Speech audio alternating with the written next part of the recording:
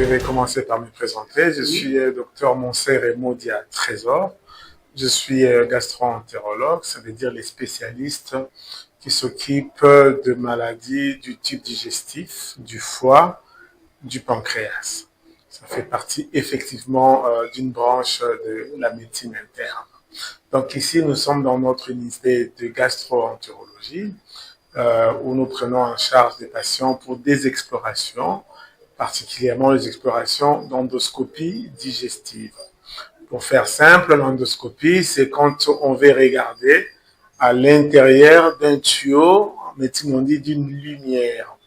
Et donc, pour regarder dans ce tuyau-là, en endoscopie digestive, il y a un long tuyau qui part de la bouche jusqu'au niveau de l'anus, à peu près 9 mètres, et nous avons la possibilité d'explorer ces parties-là. Et quand nous faisons l'exploration de la partie haute de ce tube digestif, c'est ce qu'on appelle une endoscopie digestive haute, autrement dit, une gastroscopie.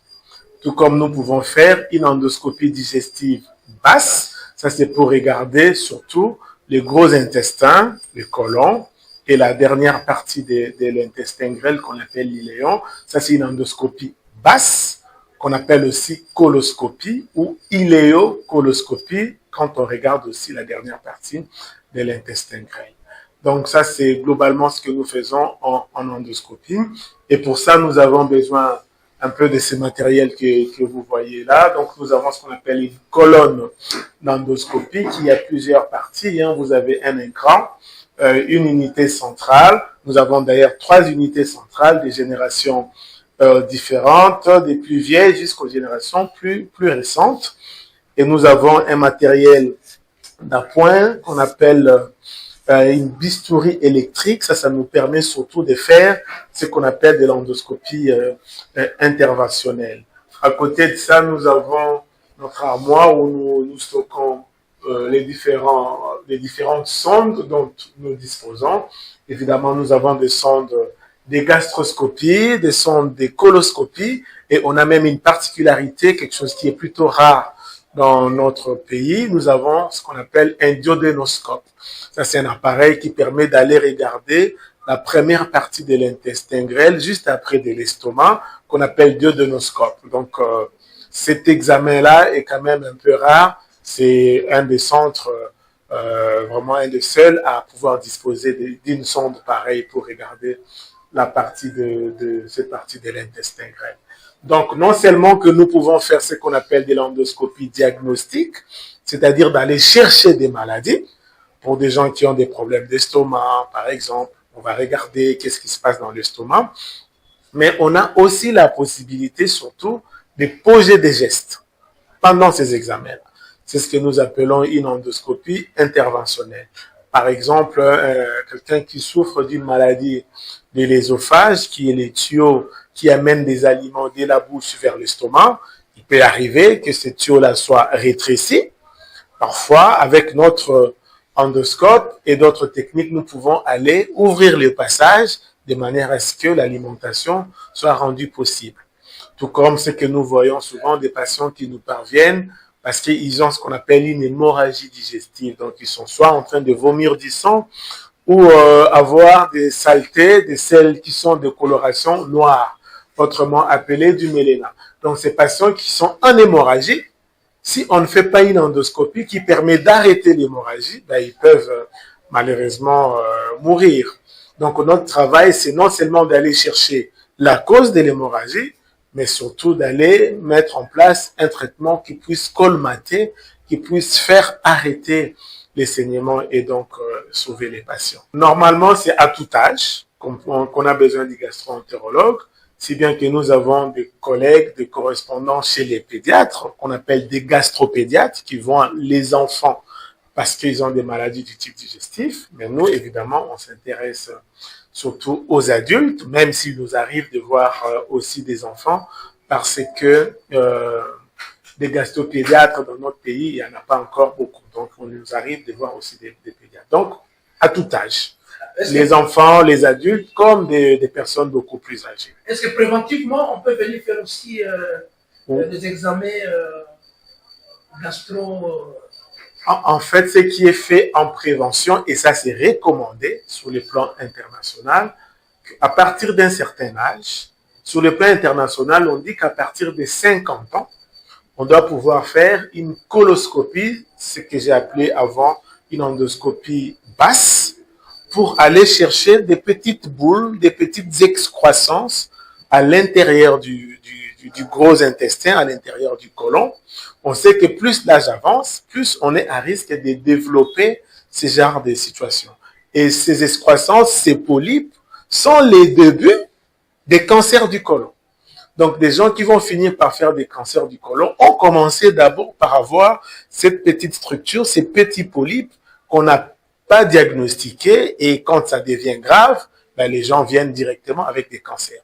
Donc, à partir d'un certain âge, 50 ans sur le plan international, mais nous, on a l'impression que dans notre pays, on doit d'ailleurs mettre cet âge-là beaucoup plus tôt, parce qu'il nous est arrivé d'avoir des patients beaucoup plus jeunes, déjà avec des cancers du côlon. Donc, on recommanderait de faire cet examen de dépistage pour les cancers du côlon autour de la quarantaine dans notre pays, même si les recommandations internationales, comme je l'ai dit, fixent l'âge autour de 50 ans. Donc oui, on peut faire l'endoscopie en prévention. Ça s'appelle dépistage des cancers du côlon, entre autres. D'accord. Pour terminer, et comment vous trouvez, nous sommes ici, et nous avons aussi un livre. Vous utilisez aussi les lits. Hein? Oui, voilà, il y a un lit d'examen parce que les patients, justement, sont installés sur ces lits, voilà, pour que nous puissions avoir la possibilité, nous, de faire l'examen. Les patients sont alités, hein, allongés. Beaucoup d'examens se font d'ailleurs sous anesthésie générale, d'autres non. Mais voilà, on a besoin de ces lits, qui est un lit qui est très amovible, qu'on peut déplacer, qu'on peut surélever, qu'on peut descendre. C'est un lit qui comprend de garde-fous, qui est vraiment un lit très professionnel pour ce genre d'activité. On a un aspirateur à côté parce que souvent on a besoin d'aspirer des sécrétions ou même de l'air pendant l'examen. Et notre table à côté qui comprend tous les autres matériels qu'on peut utiliser. Et il y a aussi là-bas du matériel pour la proctologie. Ça, c'est quelque chose de très important parce qu'il y a beaucoup de gens qui souffrent des maladies, des hémorroïdes par exemple. Voilà, on semble dire que les hémorroïdes ne peuvent pas être traités en médecine moderne. C'est faux. Voilà, il nous arrive très régulièrement de prendre en charge des patients pour des problèmes hémorroïdaires. Je rappelle que les hémorroïdes sont d'abord des structures normales, hein, que tout un chacun a. Dès la naissance, nous avons des hémorroïdes. Mais avec le temps, ces hémorroïdes-là peuvent tomber malades. Et quand ça devient malade, ça peut se présenter sous diverses manifestations. Et donc, nous avons les équipements pour pouvoir traiter ces hémorroïdes-là, essentiellement avec du laser. Nous avons des lasers qui nous permettent de traiter. Et on a aussi une autre technique qu'on appelle ligature hémorroïdaire. Et on a des très, très bons résultats avec beaucoup de patients qui sont satisfaits de ce que nous faisons pour les traitements des hémorroïdes. Donc, oui, justement, pour terminer, est-ce qu'il y a secteur de problèmes de colonne vertébrale? oui. Est-ce que la médecine, en fait, gastro-entérologique, s'il faut dire, est-ce que ça peut aider aussi? Alors, la colonne vertébrale, c'est d'abord un peu l'orthopédie, la neurochirurgie, mais des problèmes hémorroïdaires parfois peuvent se manifester sous forme de douleurs au dos. Oui. Et donc, parfois, certaines personnes peuvent être un peu désorientées en allant voir d'abord les orthopédistes ou d'autres spécialités en croyant que c'est là-bas. Mais souvent, dans certaines situations, on se rend compte que c'était des hémorroïdes. Et dans ces cas-là, les traitements que nous faisons est d'un grand apport pour ces gens de patients. Ok, pour aujourd'hui, on s'arrête. Nous sommes ici au centre hospitalier Alliance. Nous sommes au centre hospitalier Alliance, dans la localisation située à Andolo, à Beaumarchais. En face de l'ISTA. Exactement. C'est ça la grande référence. On est en diagonale de l'ISTA Andolo.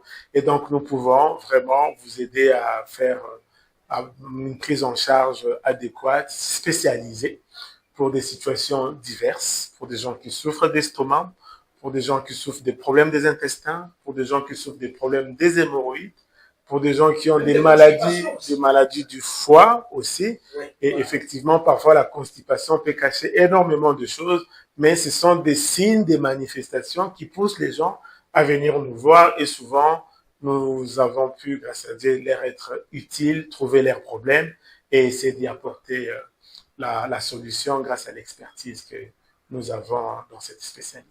Alors, juste 30 minutes, oui. Est-ce quel conseil que vous donnez aux patients ou les conseils préventifs, surtout à ce qui concerne l'alimentation, oui, pour éviter toutes ces maladies dont vous êtes en train de stigmatiser ici? Oui, donc les rôles principaux justement de notre spécialité, les tubes digestifs, c'est d'assurer une alimentation.